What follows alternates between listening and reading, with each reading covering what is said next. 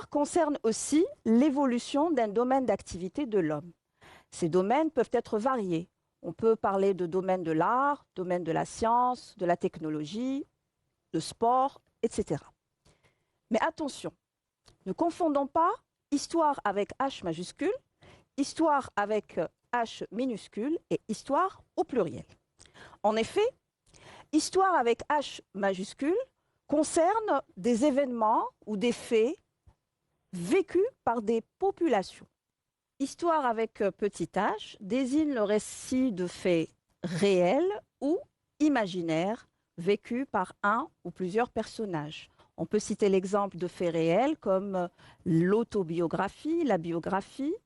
Par contre, le récit de faits imaginaires, on peut citer le cas de la nouvelle, du roman ou du conte. Quand on met histoire au pluriel, comme notamment dans l'expression raconter des histoires, cela signifie mentir. Donc notons que histoire avec H majuscule fait référence à la réalité, histoire avec H minuscule peut faire référence à la réalité ou à la fiction.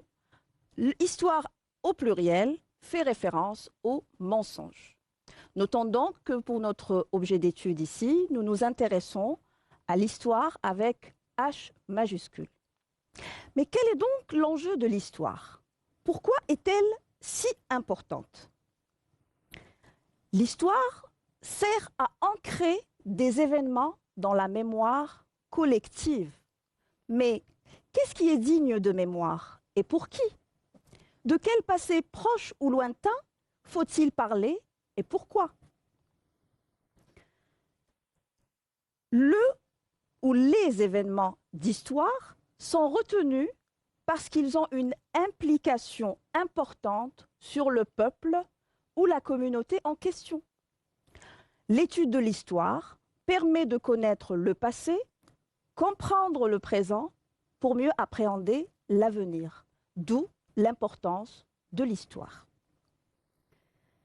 Notons donc que le discours d'histoire comporte la narration d'événements d'histoire, les témoignages, les analyses et les commentaires. Pour notre séance d'aujourd'hui, nous allons nous intéresser à la dimension narrative du discours d'histoire. Sans plus tarder, nous allons analyser ici un texte que nous avons pris du Guide d'Algérie, édité par le ministère du Tourisme, et nous allons lire le texte. Donc lisons le texte ensemble.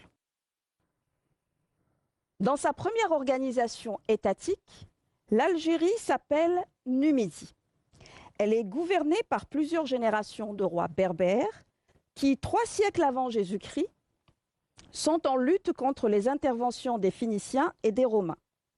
Après la chute de Carthage, un siècle plus tard, Massinissa unifie la Numidie et fait prospérer la capitale Cirta. Après lui, malgré la résistance et le génie politique de Jugurtha, la Numidie est de nouveau partagée. C'est alors que l'empereur Caligula décrète l'annexion. Après la destruction de cette civilisation par les Vandales au VIe siècle, et tandis que l'Europe entre dans une période obscure, l'Afrique du Nord, avec l'arrivée des Arabes, porteurs d'une nouvelle religion, participe à la naissance d'une nouvelle civilisation. L'Algérie est organisée successivement en plusieurs royaumes et se retrouve liée au destin de l'Afrique du Nord qui constitue une unité géographique et politique. Au XIe siècle, les Almoravides réalisent l'unité du Maghreb, puis au siècle suivant, les Almohades portent l'Afrique du Nord, liée à l'Espagne, à l'un des sommets de la civilisation. Durant ces siècles sont bâtis les plus beaux monuments de l'architecture arabe d'Occident, dont la sobriété, alliée à la puissance et à la beauté de son architecture, reflète une civilisation à son apogée. Au XVIe siècle, les tentatives de conquête espagnole coïncident avec la destruction du royaume de Tlemcen. Puis les Turcs, auxquels il a été fait appel pour défendre Béjaïa et Alger, installe une régence sur l'Algérie. Analysons ce discours d'histoire. Donc, prenons un extrait et nous allons identifier les événements. Alors, je relis ce paragraphe.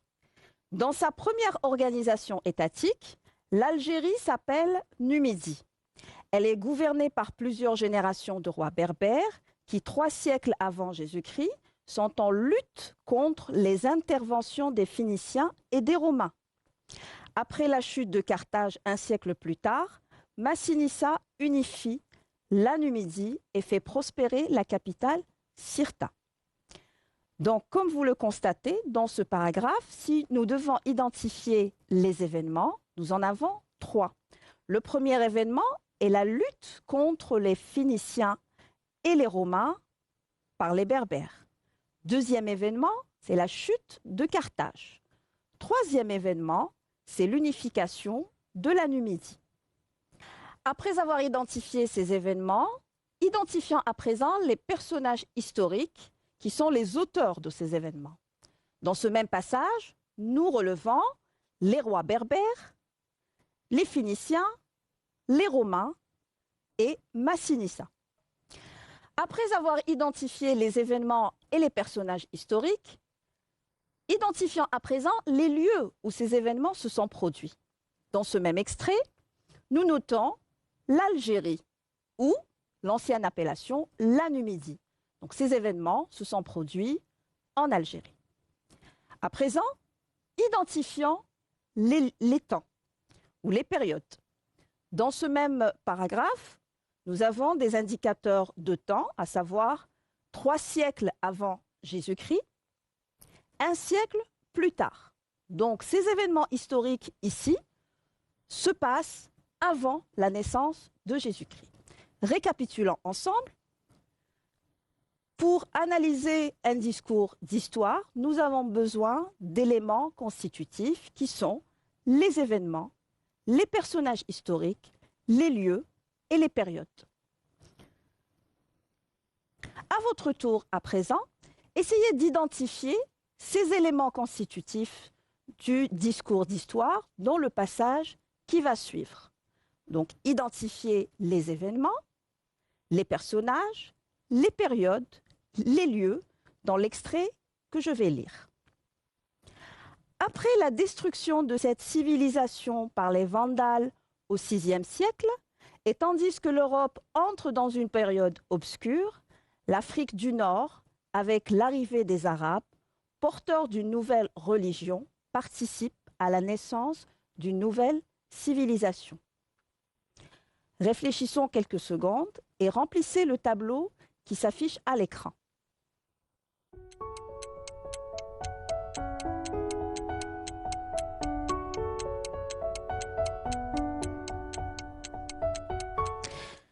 Vous l'avez certainement retrouvé. Les événements dans cet extrait sont la destruction de la civilisation par les Vandales et la naissance d'une nouvelle civilisation avec l'arrivée des Arabes. Les personnages sont les Vandales et les Arabes. Le lieu où se passent ces événements est l'Afrique du Nord et la période est le VIe siècle. Ce qui est à retenir ici, c'est que pour informer d'un événement d'histoire, il suffit de dire en quoi il a consisté, qui y a contribué, où et quand il s'est déroulé. La narration dans le discours d'histoire repose donc sur les faits, les personnages, les lieux et les événements. Nous nous contentons de ceci pour ce premier cours. Nous continuerons l'analyse la séance prochaine. Je vous dis merci pour votre attention et au revoir.